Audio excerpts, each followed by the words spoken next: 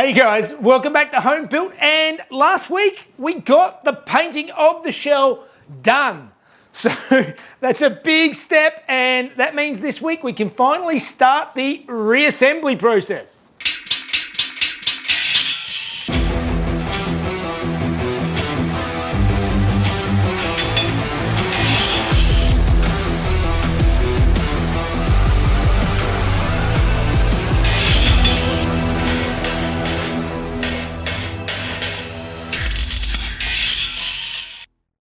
Alright guys, welcome back, and those of you who were watching last week will have seen that I did the final paintwork on the shell, at least, of the Alfarrari, and unfortunately I messed up the bonnet again a little bit by tack ragging the dusted silver, and just on some angles you can see where I've wiped the silver, but it's just really on the bonnet and the boot, which I can do again off of the car later. I don't have to be doing that now. So it means that this week I can finally get back into the reassembly process. If you missed it, I'll put a link up above so you can catch up, and do think about subscribing. It does help out the channel. Quick note, do not get fooled by these spam bots in the comment section. I've tried to block them. There's nothing I can do. They just automatically reply to every single message. So everybody's getting these messages about some Telegram thing. That is not me. I have no idea what Telegram is, and do not click on them. Do not go after it. It is not me. Thank you for all your words of warning about that. All right, so first things first, let's get in and unmask this. I should have probably done it last week while the paint was still soft, but I didn't have time, so let's do it now.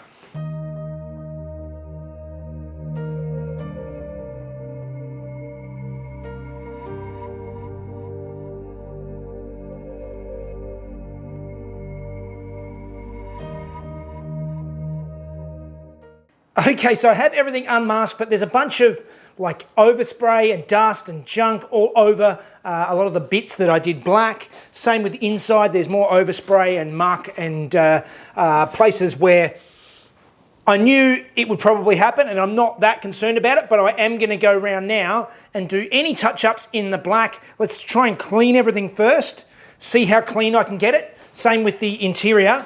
If I bring you over here, you can see this is absolutely covered in dust, and I think it's time to give it a once over clean, try and make it as nice and pretty and tidy as possible, and then we'll do any touch-ups that need to be done.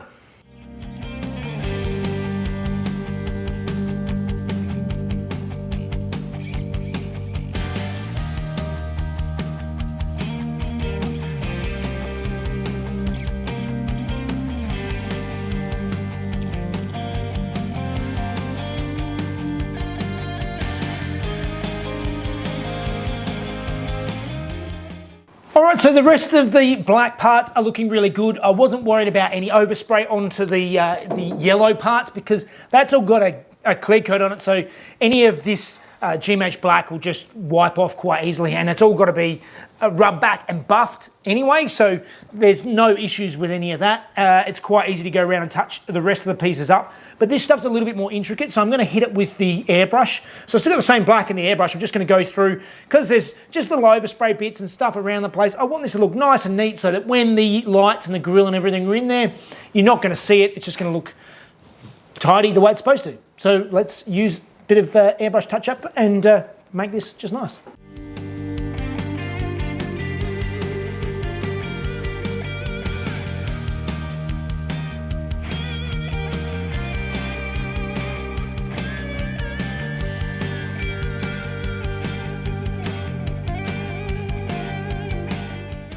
Well, that looks much better. Just a quick little touch up with the airbrush, and it just tidies the whole lot up, makes it nice and easy, and I can do it in a small area without making a big mess. Moving on. Okay, so the shell is looking fantastic, which means it's time to start getting a bunch of parts together. And I actually put in another order last week with Classic Alfa. Classic Alfa have helped out with a bunch of the bits on this car, basically all of the restoration parts that you can possibly get for this car. The Classic Alfa sell, which is fantastic, and I got all the panels from them, the rubber kits, and just a bunch of stuff already that I've got through them. As I'm going through, I'm realizing the more and more things that I need to actually add to that list. And I put this order through last Wednesday and it got here Monday. And this is from the UK to semi-rural Australia in, 5 days, I think. It was fantastic. I haven't opened the box yet, so I'll open this and show you some of the bits and pieces that I ordered. Bonnet release cable, headlight gaskets, little bag with all the little things in it, washer jets. I have a bunch of bushings that are to fix up a lot of the suspension stuff. These are the limiting straps for the rear suspension. More bushings. That's a reverse light. I'll keep that packed up. More bushings. It's a nice chrome boot release. Chrome door handles, internal door handles. More bushings. So a bunch of bushings and a boot release cable. There's bonnet release cable and a boot release cable. So I've got both cables. That is awesome. Super quick, very well packaged. I'm very happy with that. Thank you very much for Classic Alfa for helping out with this build along the way. Have a look at their site. They do it in all different currencies, so you can shop in your local currency more than likely, and the shipping's really good. Apparently they're doing Alfetta parts now as well, so there's a bunch of new stuff there. Everything for these things, everything for spiders. They've got basically the biggest Alfa parts collection you can think of. You need any Alfa stuff for the 105s, for the spiders, for any Alfas, pretty much they've got you covered. So, all right, let's start having a look at some of the things that we need to start fitting to the car. Okay, so now I've got a bunch of the bushings and stuff from Classic Alfa. It's time to start having a look at my suspension stuff and getting that all refurbished and ready to go back in. Now, I'm still waiting on Classic Alfa to get some new delivery of these adjustable top arms, so I won't be refreshing these, but everything else needs to be tidied up and freshened up. I'm going to take off these fantastic C12 racing brakes. They are so good. Thanks again, Chris, for those. They look great. The just getting a little bit of service rust on them because they need to get used, so hopefully not too much longer. So let's start pulling this stuff apart and see where I can tidy up and what I can replace bushings on.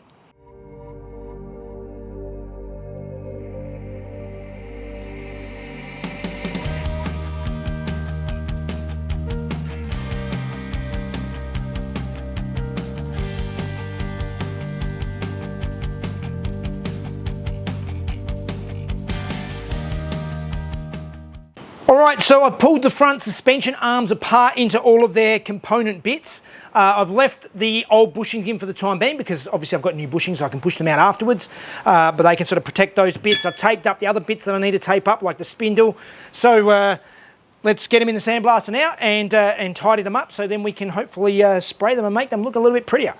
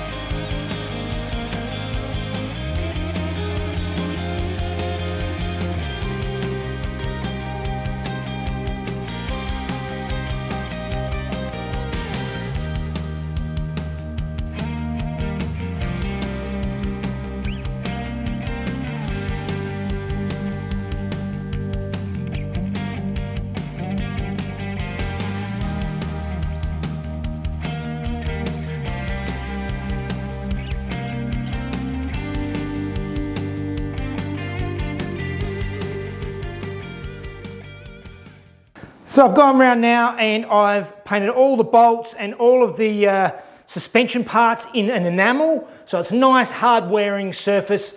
No, I am not doing these in powder coating, mostly because I don't have the ability to do powder coating myself, and this is home built. So everything's done as a nice hard wearing enamel. So that's one side done. Time to start on the second side. All right, so now I've gone through, I've got a nice enamel on all of these suspension arms, and I've got my bushings from Classic Alfa, so I'm going to start going through now, push out these old ones on the press and press in the new ones. And I don't have everything I need to completely rebuild this front suspension. Some of the stuff I ticked off the list, and I hadn't actually pulled it apart when I made the order, so I didn't really know what I needed. But some of the things like these lower ball joints are obviously toast. So now I know what I need. I've got a list of things to also order, but they should come through nice and quick. So let's start pressing out these and at least refresh what I can refresh right now.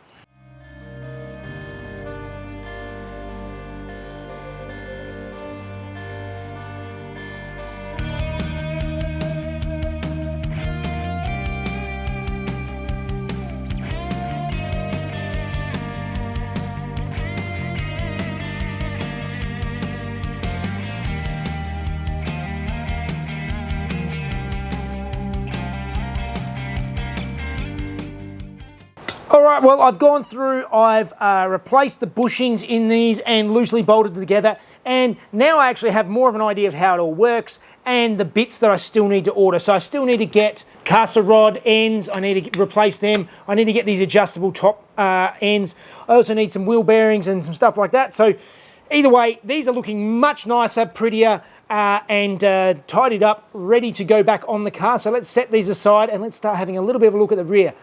I'm really running out of time for this week, but we'll just see what we can come up with. All right, next up, I've got these rear trailing arms, which are looking pretty grotty. They're not going to fit in the sandblasting cabinet, so I'm going to have to do this all manually with the wire wheel on the angle grinder. So let's start the messy work now and see if we can get these things looking a little bit better than they do right now.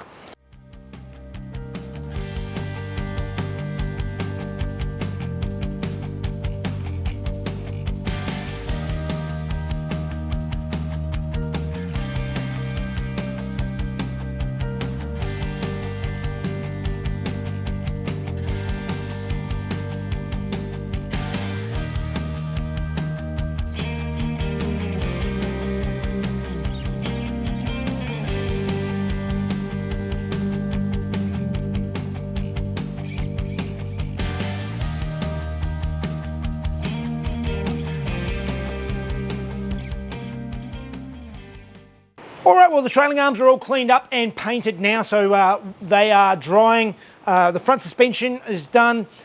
That stuff, all of the sort of sanding back and sandblasting and stuff like that is really time-consuming stuff that's not actually very interesting to film, but it all needs to be done to get this stuff all finished. At least now I know on the front suspension stuff, because I haven't had time to pull it apart until now to actually see what I needed. So I sort of ordered stuff off the top of my head without going through it. So now at least I know the bits I need to order to get everything done, get the rest of the the bushings and things ready to go, and then I can finally start bolting things back onto the car. But anyway, that is all the time I have this week, so I think that means it's time for Fun Facts with Mrs. Jeff.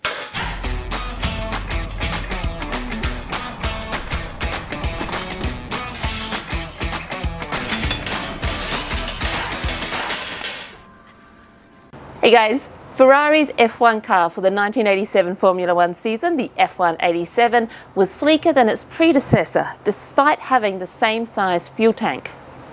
It featured a new 90-degree 1.5 litre turbocharged V6, replacing the 60-degree turbocharged V6 of the previous year. It was fitted with the controversial new FIA-mandated pop-off valve, which restricted the boost to 4 bar.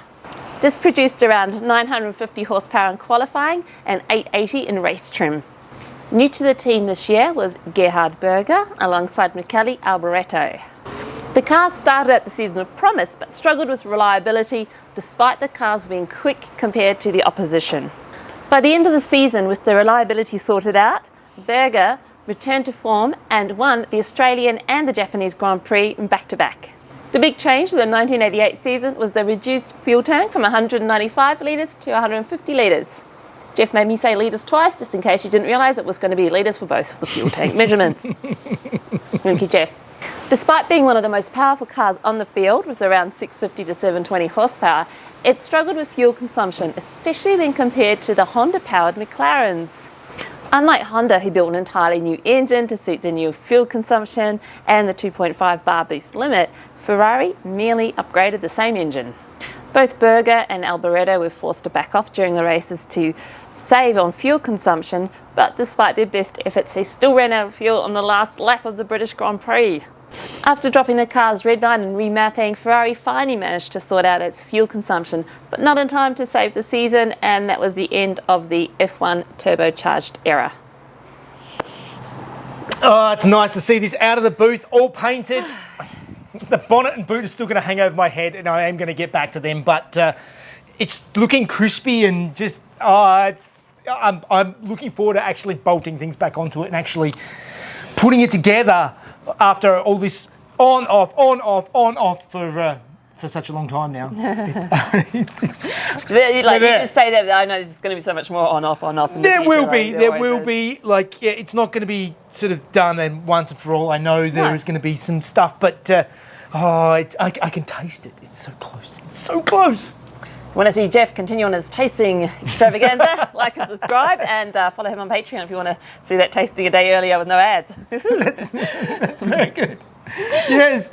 As I said, the suspension stuff, I've still got some more bits and pieces to order and get that into actually bolt it together so you get to the wheels and stuff on. But all of this stuff just needs to be refreshed before we put it on. All of the original old parts that I haven't touched. It's just going to be time just tinkering through them and getting it all nice. It's close. It's close. You seem a lot shorter than usual today. Not sure why. All right, guys. Do the usual and see you next time. See you next week. See you guys. Pop-off valve, which was this produced around 950 horsepower in qualifying, and 8. Season was the reduced fuel tank. Season was the reduced fuel tank from 195 to 180. No. There's 2. Oh, well, you don't have litres here. You've got 195. Okay. No, it's fine. I'll do it again. He built an entirely new engine to mount. Season was the reduced full tank. Yeah. That was good. Sorry. Hay fever. Woo.